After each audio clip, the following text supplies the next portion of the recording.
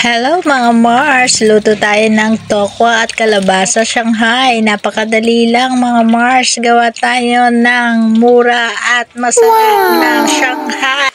Eto na nga, nagisa na ako ng bawang at sibuyas. Alam nyo na, mekos-mekos lang natin hanggang mag-brown. Ilagay na natin ang tokwa na dinurog natin ng tinidor. Ayan. Igigisa lang natin maigi at para maluto. Lagyan natin ng toyo para medyo masarap talaga ang tokwa natin. Nilagyan din natin ng konting asin, paminta, at syempre, magic syrup. Magic syrup. Baka naman.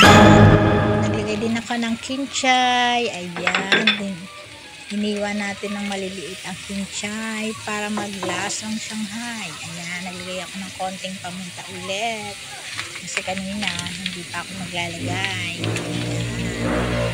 Mekos-mekos lang natin ang mga ingredients. Nauna lang yung pagsasalita ko. At syempre, ang kalabasa na minash ng kutsara. Nilaga ko muna yan, Mars, at ilalagay na natin ang itlog sa huli at konting harina para hindi siya wet sa pagbinalot. Mga Mars, ano pang hinihintay? Gawa na tayo ng masarap na Shanghai. Mura at masarap. Kaya tara na, gawa tayo ng Shanghai. Eto na ang Shanghai. Bye-bye.